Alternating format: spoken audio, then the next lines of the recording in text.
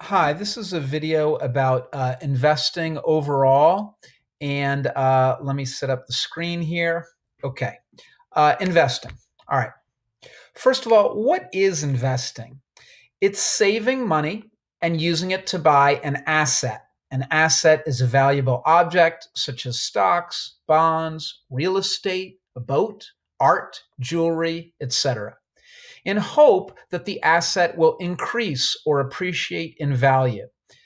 Selling short is an exception. That's when you hope the asset will decline in price. That's another story, which I can explain if you want. All right, why invest? To make money. Why make money? So you can be prepared for emergencies, so you can get health insurance, get a house, send your kids to college, start a business if you want, travel, retire, to take care of your needs. What should I invest in? The number one best investment is your health. Why?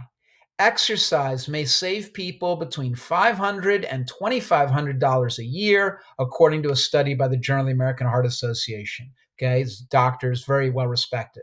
The study found that those savings come in the form of medical bills, meaning people who exercise regularly spend less than non-exercisers at the doctor each year. And you'll live longer. So you have lower medical bills, you'll live longer, you feel good.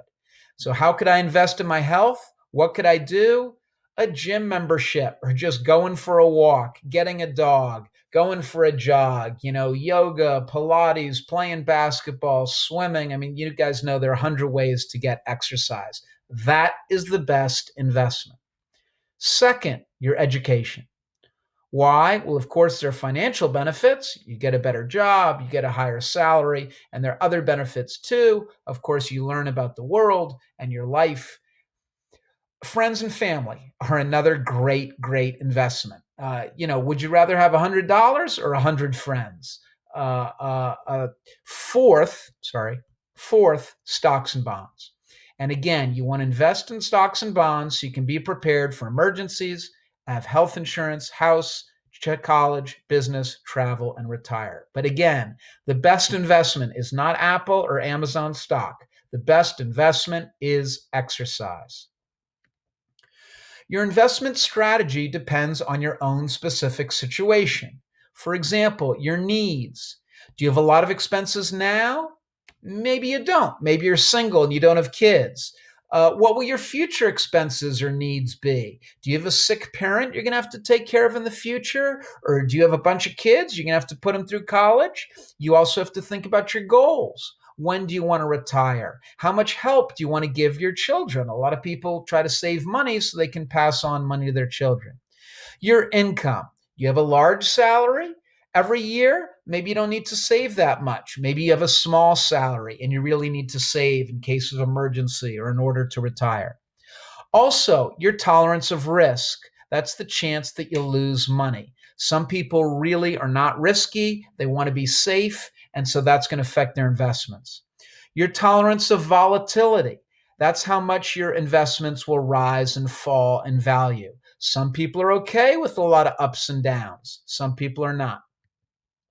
How should I invest? First, put 6 to 12 months worth of spending into a CD, a certificate of deposit, or a money market savings account in case of emergencies. Second, use the rule of 100 to decide how much of your long-term savings you'll put in stocks and how much you'll put in bonds. So 100 minus your age is the percent you should put in stocks, and the rest you should put in bonds. So, for example, let's assume, to make the math easy, the year 20, 100 minus 20 is 80. That's the percent of your long-term savings that should be in stocks. 20% should be in bonds. So if you look at this, you'll see that your asset allocation, in other words, how much you have in stocks, how much you have in bonds, changes over time. So run your eyes down these columns, and what happens? And why? And here you can see it again. The purple is the stocks and the red is the bonds. As you get older, you want more money in bonds and less money in stocks. Why?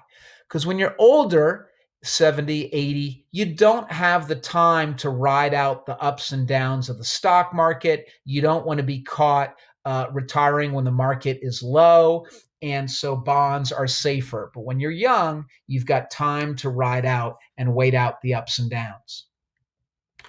Asset allocation, that is deciding how much to put in stocks or bonds or real estate, is the most important decision you'll make after the good decision to save money.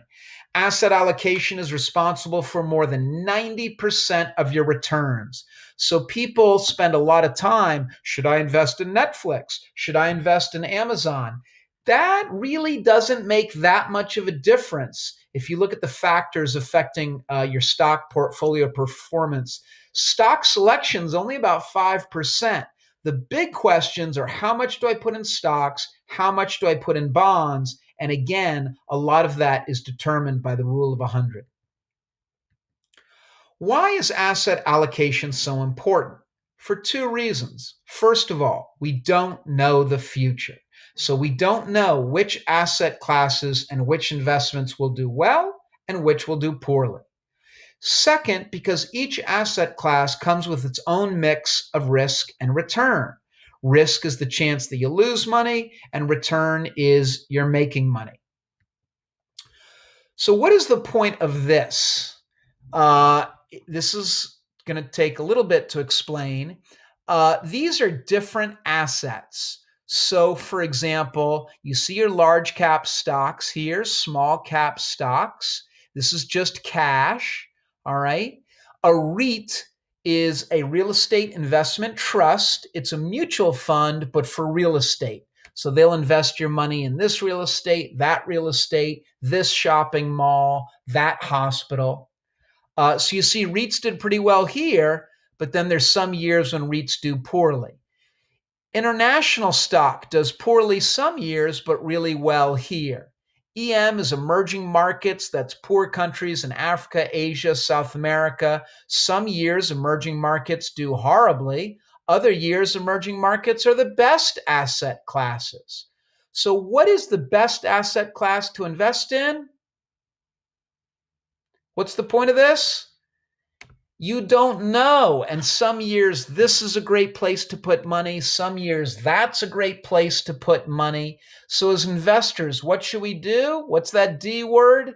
Diversify. Spread out your money. Some years small caps are great. Look at this. Some years small caps are awful. So spread out your money. Here it is again. Here are your small cap stocks, small cap growth stocks. Ooh, they did great in 2003, 2010, 2013. Other years like 2008, small cap growth did really poorly and lost about 40%. Commodities like oil, gold, and silver. Some years they do awesome. Some years commodities do really poorly. Some years it's good to sit in cash. 2008, the stock market tanked, so it's good to sit in cash. Other years, cash is awful because stocks and bonds grow a lot better. So what's the best asset class to invest in? It depends. It changes. So as an investor, what should you do? Diversify. Let's go back further in time, back to 1991. What's the point of this? Again, same thing. Here's your S&P 500. That's your index or list of the 500 largest American companies. Some years does pretty well. Other years that does poorly. Here's your Russell 2000, some smaller companies. Some years that does great. Some years that does poorly. MSCI, this is EFA, this is East Asia Far East. This is international stocks. Some years they do great. Some years they do poorly. You get the point. What's the point of this cartoon? It's titled, Buy Low, Sell High, Stay Diversified. And that is really the trick. You also want to minimize your fees. So I suggest Vanguard and Fidelity mutual funds, and minimize your taxes. Municipal bonds are one way to do that. Mark Twain said, prediction is difficult, particularly when it involves the future.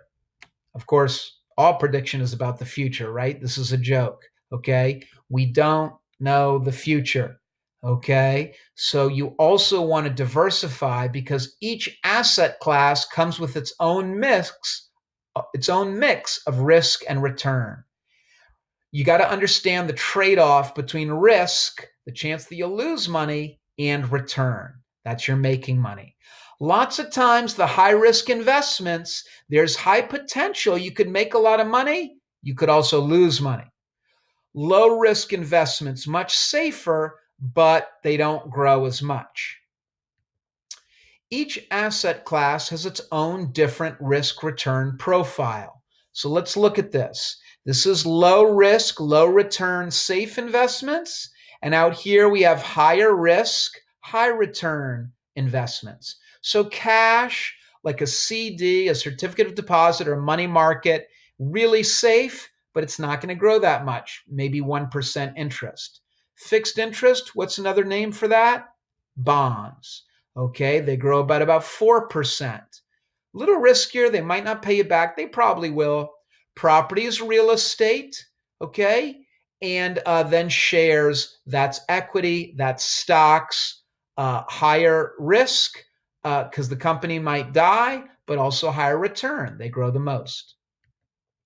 This is a little bit more detailed look. So again, here are your short-term CDs, a 3-month, 6-month, 12-month CD in the bank. They're going to pay you back and a little bit of interest. Money market pays a little bit better interest. And then as we go up here, here are your bonds, short-term bonds, especially in the government. All right, you're going to get your money back plus interest. This would be a long-term government bond, maybe 5 years, 10 years, 20 years. Now you get your high-quality corporate bonds where you lend to Disney, lend to Netflix. They're going to pay you back plus interest. High-yield bonds are junk bonds. So you're lending to Shady Sam's new company. Why would you do that? It's risky. Well, he's going to offer you a pretty high rate of return. He's going to pay you a lot of interest. And high yield bonds basically act like stocks. Okay? Foreign bonds in other countries, lending to foreign companies and governments, it's a little bit riskier. And lending to poor countries in Africa, Asia, and South America, that could be even riskier. But you could get paid a high interest. Here you see the same thing. High risk, you could make a lot of money, you could lose it, you could play it safe, but you're not going to make as much money. There's a trade-off. Stocks, also known as equities, because you have equity or ownership, are the riskiest, but they also offer the most or highest return. So again, if we go back to 1800 and basically the beginning of this country, Thomas Jefferson's president, if you put in $10,000 in the stock market, it would grow to about $5 million. On the other hand, if you just sit in cash, what happens to your dollar? It would lose value and be worth less. Why? Because of inflation. What's inflation? Rising prices. Life has gotten a lot more expensive since 1800. So you don't want to put your money in the sock drawer. You would lose because of inflation. Here it is. CPI is the Consumer Price Index. That's the official name of inflation. And you see that inflation has gone up. If you just sat with gold and just invested with gold, you'd beat inflation by a little bit over the last 200 years, going back to 1801. Bonds grow pretty well. If you'd invested $1 over 200 years, that $1 would have turned to $16,000. And that $1 would have turned into $8 million. That is the power and beauty of long-term investing. Do not try to time the market. Do not try to figure out when a stock is cheap or low and when it's expensive or high. It's called market timing. Do not do it. Even the experts can't do it. And this just goes to show you, if you missed the 10 best days, your money would have only grown by 5%. If you had simply been fully invested and just let the money sit, it would have grown basically by 9%. If you missed the best 40 days, your money would have shrunk. They're good days, they're bad days. Just put your money into the stock market when you're young and let it sit. There's a famous phrase, time in the market beats timing the market. So you guys, basically at age 20, you should be in the market for a long time, about 60 years from age 20 to age 80. That is going to beat timing the market, going in, getting out, buying, selling, trying to time it. Do not do it. Here it is again. Market timing cannot consistently be done. Don't try to do it. The experts can't do it, but they'll charge you a lot of fees while they tell you they can. Again, if you had just put your money in and sat, it would have grown by about 10%. If you missed out on the 10 best days, look how much your money falls. When are the 10 best days going to be? We don't know. Okay? If you missed out on the 20 best days, your money doesn't grow nearly as much. Just put it in and wait. Ideally, you buy low and sell high, but many people do the opposite because of this emotional roller coaster. For example, in 2009, the stock market fell. People had anxiety. People had fear. Then they start to panic. Oh my God. And they sell. And then they see the stock market bounces back and they get all excited and they buy. So they end up selling low and buying high when things are expensive. That's the exact opposite of what you want to do. You want to buy low when everybody's freaking out, but the stocks are cheap, and you want to sell high.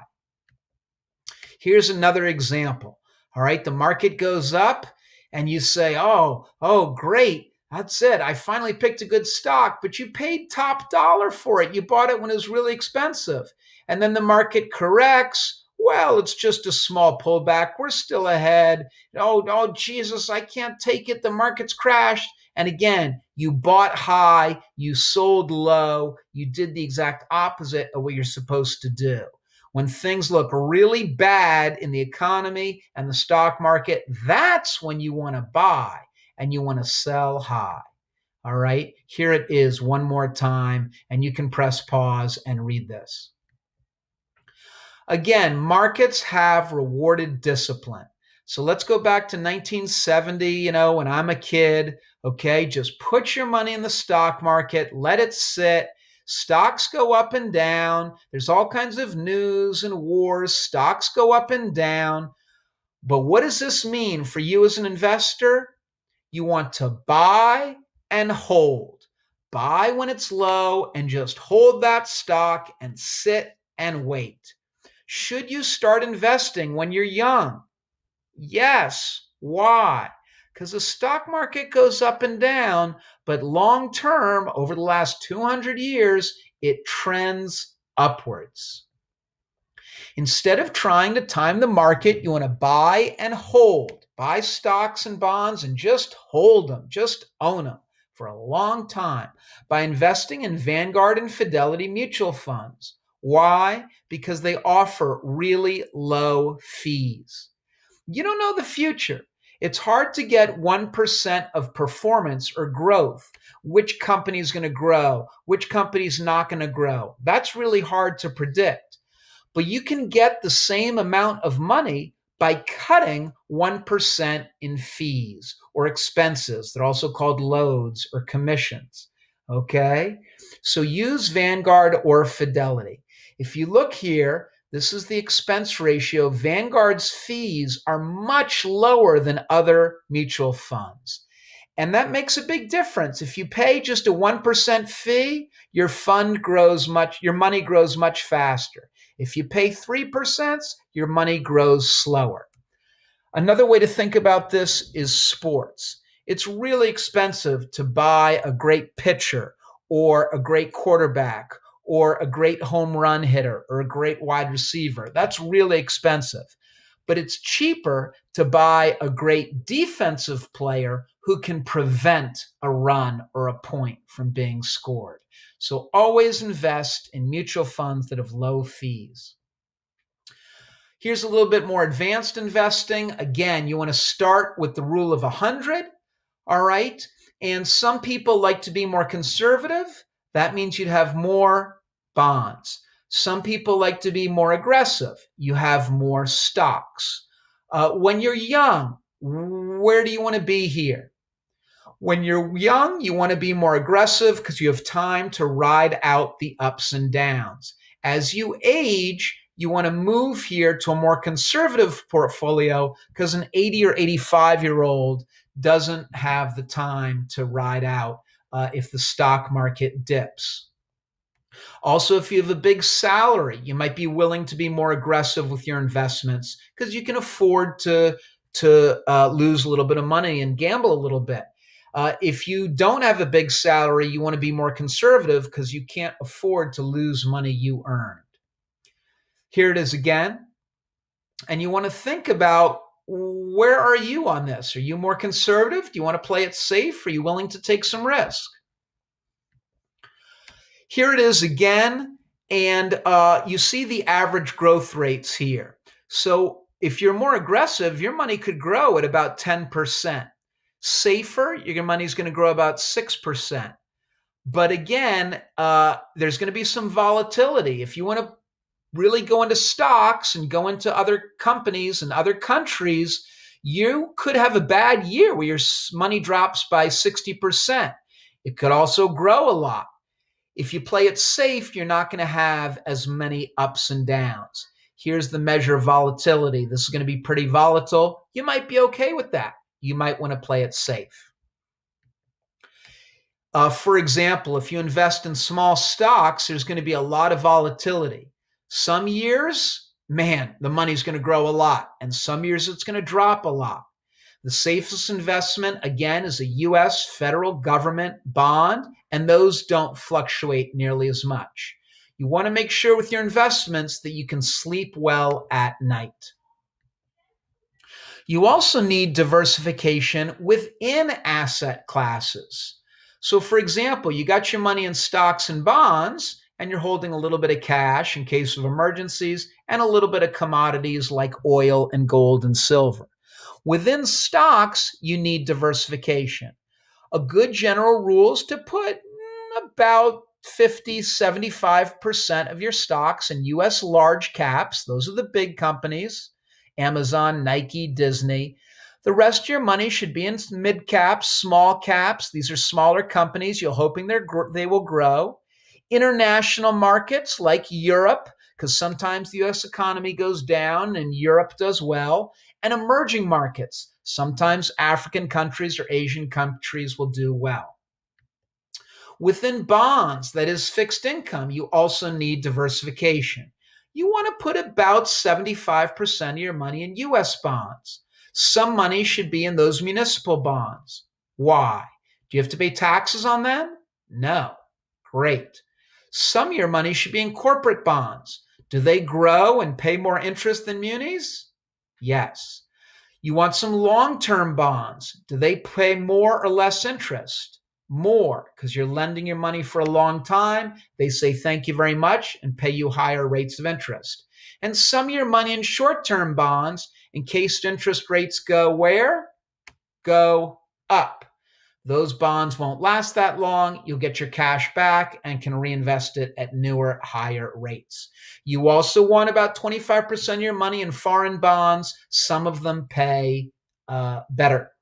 Again, what is a cheap, easy way to get all the diversification you need? Invest in mutual funds. The number one bond killer is inflation. Remember what that is. That's when prices go up. And so the future money you get back from the bond won't be worth as much. To protect yourself against inflation, many advisors suggest you invest about 2 to 5% of your long-term savings in real estate, commodities, and gold. Real estate. There are real estate investment trusts called REITs. They're basically mutual funds that invest your money in different real estate properties, like malls or hospitals. So the stock market might crash, there might be inflation, and your cash is worth less, but that land that you partly own retains its value. Commodities like oil, natural gas, metals, There are mutual funds that will invest your money in different commodities. So you own a little bit of oil or an oil company, a little bit of silver, a little bit of platinum, or maybe a mining company. Commodities tend to fluctuate. They change a lot in price and they're volatile. They go up and down, but sometimes they go up a lot, and that's great. Gold holds its value pretty well, and it's what we call a safe haven. It's kind of a refuge that investors put money in. When stocks fall, gold does well. It's also helpful to remember the rule of 72. Take the rule of 72, divide it by the rate of return, or how much your money is growing, and that's roughly the time it takes for your investment to double.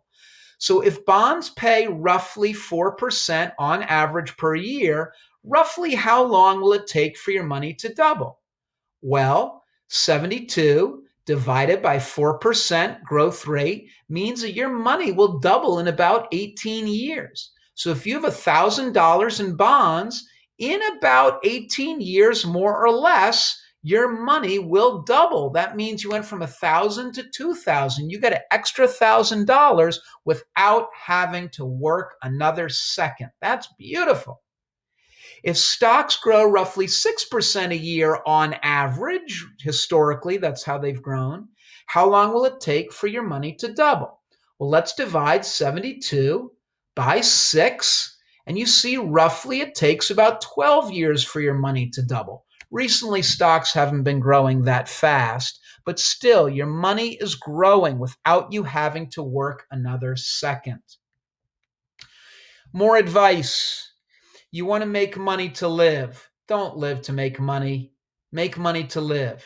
Second, be fearful when others are greedy, and be greedy when others are fearful. This is by Warren Buffett, arguably the best investor in U.S. history and one of the richest men in the U.S. What does this mean? Be fearful when others are greedy. So when the stock market's doing great and stocks have gone up a lot and the economy is doing great and everything looks perfect, that's when you want to say, wait a second, at some point there's going to be a problem. Maybe I should get a little bit more conservative and move that money from stocks to bond or cash. And then be greedy when others are fearful. In other words, when the economy tanks and the stock market drops and everyone says the world has ended, that's when you want to take some of your cash and bonds and move into stocks. Again, buy low, sell high. More advice. Most people spend and then they save what's left over after spending, and they save too little. You should instead determine first how much you need to save and then spend what's left over after you've saved what you need to. Save first. Again, Warren Buffett's got this great quote. He says, don't save what's left over after spending, but spend what's left after savings. Warren Buffett's the third richest person in the United States after Jeff Bezos, who started Amazon, and Bill Gates, who started Microsoft. Warren Buffett has $60 billion. He lives in Omaha, Nebraska, in a house that costs $700,000. It's a pretty modest house. The average Needham house is $900,000. And Warren Buffett is famous for getting $18 haircuts. What is the lesson for us? We should live modestly, save your money, and invest. By the way, he was also married to the same woman for 52 years until she died. Investing in your marriage is another great decision. Again, that Twain quote, prediction is difficult, particularly when it involves the future. Of course, all prediction is about the future. We don't know the future. You want to diversify. However, in the future, nothing is certain but death and taxes. That's that famous Ben Franklin quote. Don't worry about death. Your family can inherit your money. Just kidding. But they will inherit your money. But you do need to worry about taxes. So what can you do to minimize your taxes? How can you invest to minimize your taxes? Well, remember, you can save for retirement. You can give to charity. You can also invest in municipal bonds. These are ways to lower taxes. And how can you invest to minimize your fees? Invest in mutual funds run by Vanguard and Fidelity. Predicting the future is hard or impossible, and looking back helps, but it's no guarantee. This is the most repeated phrase in the investment world. You'll see this on all the websites, all the information, all the reports. Past performance is no guarantee of future performance. In other words, an investment maybe did well for the past 3 years. Does that guarantee it will do well in the next 3 years? Of course not. So what should you do? How should you invest? Spread your money out and minimize your taxes and minimize your fees. Let's return to the big picture and your overall financial goals. There are going to be some events that are out of your control, such as illness or health, okay? But there are things you can control. You want to have emergency cash. You want to have personal savings and save for retirement, okay? And ideally, you would grow your money and maximize your wealth. You want to protect what you earn and what you own. You want to plan for emergencies and retirement, and you want to diversify, and hopefully it can grow. And here you see charitable giving, okay? So we're ready to update our How to Get Rich list and to start doing those dirty 4-letter words. You know some dirty 4-letter words. Here's some more. Work, save, wait, and then with another 4-letter word, with a little luck, you'll become another 4-letter word, rich. It's not rocket science. It's not brain surgery. It's not complicated. It's good habits and making good decisions. Work, save, wait. With a little bit of luck, you'll become rich. Which of these is a better investment of your most limited resource, which is your time? This is not a good investment of your time, but working and saving and investing is. If you have any questions, let me know. Thank you.